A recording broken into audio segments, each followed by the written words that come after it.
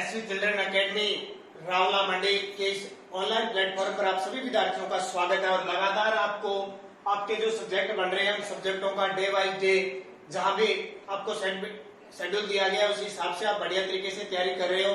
और लगातार घर बैठे आपको देखो कितना बढ़िया ऑनलाइन प्लेटफॉर्म दिया गया है। खास करके 10वीं 12वीं के विद्यार्थी तो स्पेशल फोकस रखना है। तो हम ज्योग्राफी पर चर्चा कर रहे हैं लगातार और पॉलिटिकल पर चर्चा कर रहे हैं। तो कक्षा 12 के विद्यार्थी राजनीति विज्ञान की हम बात कर रहे हैं और खंड ब को लेकर चलिए ध्यान रखना। जो खंड ब है ना दूसरा भारत का संविधान, भारतीय सरकार, उससे संबंधित हम टॉपिक लेके गए और अध्याय हमारा पहला चल रहा है। कौन सा अध्याय पहला चल रहा है? भारत के संविधान की विशेषता।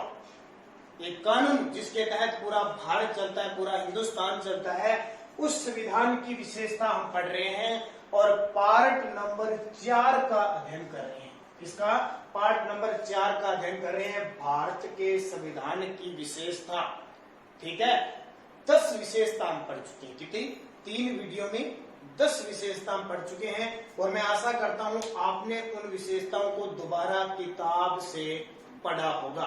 जिस विद्यार्थी ने पढ़ा है मुझे इस चैनल पे जो हमारा एसवी रावला के नाम से चैनल बना है देखते हो, लाइक किया करो एक तो, और जो कमेंट होते हैं उसमें कमेंट डाला करो, अपना नाम डाला करो और बताया करो कि हमें आपको ये वीडियो पसंद आ रहा है। उसमें आपको कोई प्रश्न पूछना है तो कमेंट में डाला करो ताकि हम उसका आंसर दे सके।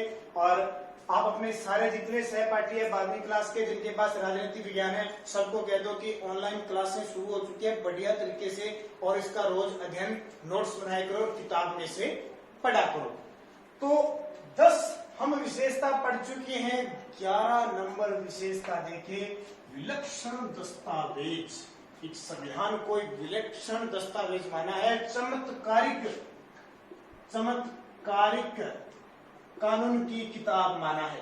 कानून की किताब कहा है। अब आपको ये पता है ना कि संविधान के जनक कौन है? संविधान के जनक तो नाम आता है, बहुत बार आप देखते हो ना, जय भीम अपने मोबाइल में फोटो में, जय भीम यानी भीमराव अंबेडकर, डॉक्टर भीमराव अंबेडकर इस संविधान के जनक थे। और इतना विलक्षण चमत्कारिक कानून है क्योंकि इसको सबने मिलकर, सभी बुद्धिजीवियों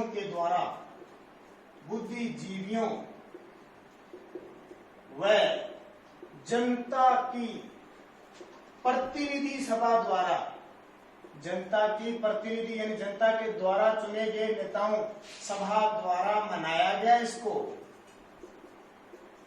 देखो, यहां से पता लग जाता है कि दक्षिणी अफ्रीका ने अपना संविधान बनाने के लिए, दक्षिणी अफ्रीका ने, जो हम अभी ज्योग्राफी में पढ़ते हैं ना, दक्षिणी अफ्रीका, अफ्रीका महाद्वीप, बुशमैन जनजाति, वो दक्षिणी अफ्रीका ने अपना संविधान बनाने के लिए, अपना संविधान बनाने के लिए हमारे संविधान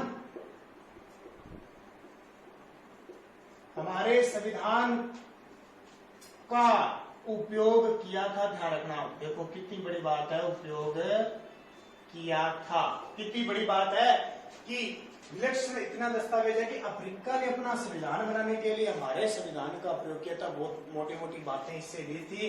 बुद्धिजीवियों और जनता की प्रतिनिधि सभा द्वारा इसे बनाया गया और संविधान के जनक डॉक्टर भीमराव अंबेडकर जो हमारे देश के प्रथम कानून मंत्री थे उनके द्वारा बनाया गया चमत्कारिक कानून की किताब थी। ये नंबर कितना हो गया? 11 नंबर आपका संविधान की विशेषता होगी। 12 नंबर देखिए, इससे भी इंपॉर्टेंट आपके लिए हो जाता है। तो साथ साथ में बातें समझते रहना ताकि आप जब भी दोबारा पढ़ो आपके किसी प्रकार की दिक्कत नहीं है। आपका टारगेट 90+ नंबर बनाना है, बस दिमाग में 90+। 12 नंबर देखिए, 12 नंबर विशेषता क्या है? एकात्मक और संघात्मक। एकात्मक व संघात्मक। एकात्मक व संघात्मक तत्वों का अद्भुत सहयोग। तत्वों का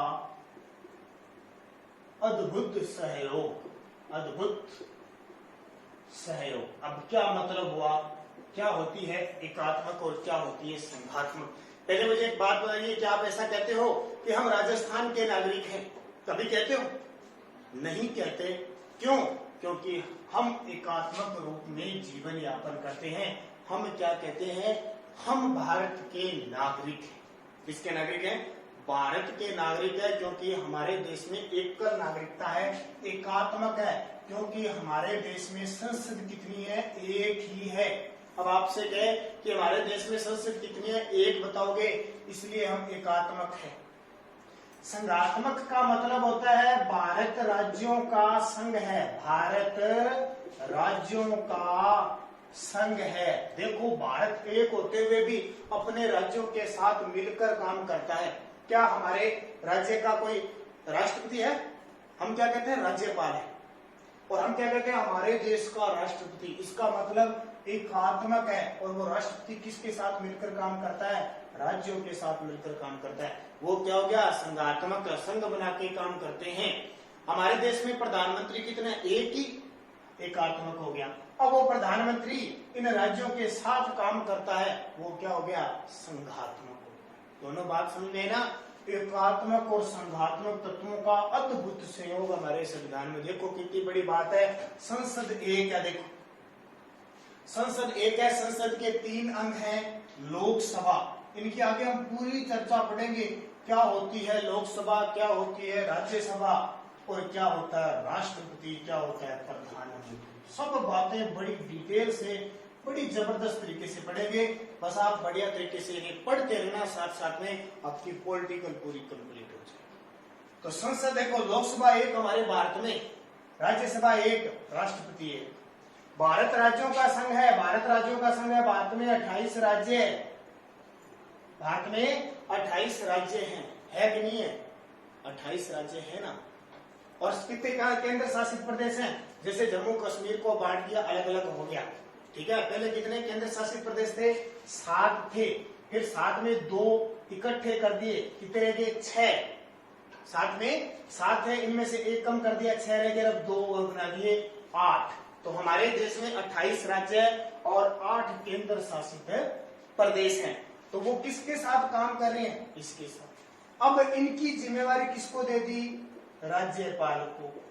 यहाँ तो काम कर रहा है सारे राज्यों में एक एक अलग अलग राज्यपाल काम कर रहा है ना। और वैसे हमारे देश में कौन काम कर रहा है? राष्ट्रपति।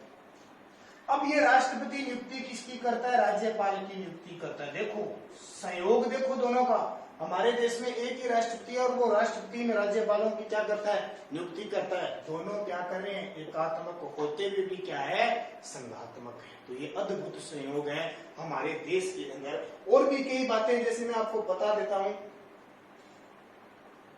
ठीक है, तो दोनों निर्भर करते हैं। केंद्र सरकार और राज्य सरकार मिलकर काम करती है। केंद्र प्लस राज्य सरकार मिलकर काम करती है। मिलकर काम करती है। और राज्यों का अपना संविधान नहीं होता। राज्यों का अपना संविधान नहीं होता। ठीक है, राज्यों का खुद का संविधान नहीं होता है। हम एक ही संविधान है ना, हमारे भारत में एक ही संविधान है। 395 अनुच्छेद, 22 भाग और 12 अनुसूचियां, सब राज्यों पे काम करते हैं। उसमें अलग अलग लिखा हुआ है। आगे हम पढ़ेंगे कैसे राज्यों में मुख्यमंत्री बनता है, कैसे राज्यपाल बनता है, कैसे देश में राष्ट्रपति बनता है, प्रधानमंत्री बनता है, इनके बारे में। तो अद्भुत संयोग है एकात्मक व संघात्मक तत्वों का अद्भुत सहयोग। याद रखना। अगला टॉपिक देखो, 13 नंबर विशेषता क्या आ जाती है हमारी? 13 नंबर विशेषता। 13 नंबर विशेषता आ जाती है स्वतंत्र न्यायपालिका। हमारे देश की जो न्यायपालिका है वो स्वतंत्र है। ध्यान रखना। अब स्वतंत्र कैसे है अभी बता देते हैं आपको। 13 नंबर विशेषता स्वतंत्र न्यायपालिका।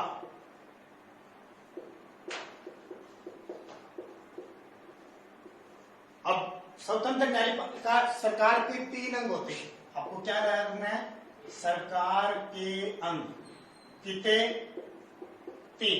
अब ये 3 अंग कौन कौन से सरकार के? देखो, नंबर 1 है व्यवस्थापिका, नंबर 2 है कार्यपालिका और नंबर 3 है न्यायपालिका। सरकार के 3 अंग आपसे पूछे ना, अब कई विद्यार्थियों को यह पता नहीं है सर ये सरकार क्या होती है। सरकार, मोदी सरकार, भाजपा सरकार, गहलोत सरकार, सरकार होती क्या है? तो राज्य को अमूर्त रूप से, राज्य को अमूर्त रूप से मूर्त रूप प्रदान करने वाली, मूर्त रूप प्रदान करने वाली संस्था सरकार कहलाती है। सरकार कहलाती है। राज्य को अमूर्त रूप से मूर्त रूप प्रदान करने वाली संस्था सरकार कहलाती है। इसका मतलब क्या हुआ कि कोई राज्य, हमारा राजस्थान राज्य है, अगर उसमें हम कोई सरकार नहीं बढ़ेगी तो हम विकास कर पाएंगे, हम कोई काम कर पाएंगे, हमें कोई नौकरी लगा देगा, हमें कोई ढंग से पढ़ा देगा? कोई नहीं पढ़ाएगा। यानी एक बंदिश क्षेत्र, बंधे हुए क्षेत्र को खोलने वाले उनके नागरिकों के लोक कल्याणकारी करने के लिए जो संस्था बनाई जाती है वो सरकार कहते हैं। और सरकार के 3 अंग हैं, व्यवस्थापिका, कार्यपालिका और न्यायपालिका। व्यवस्थापिका का काम होता है कानून बनाना, कार्यपालिका का कानून पर कार्य करना और न्यायपालिका का न्याय करना। अब देखो, इसने कानून बना दिया, इसने इसको लागू कर दिया, इसने कार्य करना शुरू कर दिया। अब अगर इन दोनों ने कोई कानून बना दिया और कार्य सही ढंग से नागरिकों के लिए नहीं किया, यानी भारत के नागरिकों के लिए काम ढंग से इन दोनों ने नहीं किया, तो इन पे कार्रवाई कौन करेगी? न्यायपालिका करेगी। न्यायपालिका स्वतंत्र है, ये दोनों मिलकर काम करती है, ये अलग है। ये सरकार को भी कोई काम करने से रोक सकती है। अगर इन्होंने संविधान में कोई बदलाव किया और वो जनता के गलत है, नागरिकों के लिए अच्छा नहीं है, तो भी ये रोक लगा सकती है। न्यायपालिका, सुप्रीम कोर्ट, हाई कोर्ट, ये सारे ये है। अगर नागरिकों को किसी भी प्रकार की सरकार तंग करी है, कोई किसी ने अपराध कर दिया, तो न्याय कौन दिलाती है? न्यायपालिका। तो ये क्या है? स्वतंत्र है। आगे जैसे जैसे टॉपिक आएगा इन पे पूरी बातें करेंगे ये होता क्या है। तो ये हमने 13 विशेषता पढ़ ली भारत के संविधान की। अगला जब वीडियो देखेंगे तो अगले 2-3 विशेषताओं की ओर चर्चा करेंगे। तब तक आप इन्हें बढ़िया तरीके से पढ़ना है। तो धन्यवाद।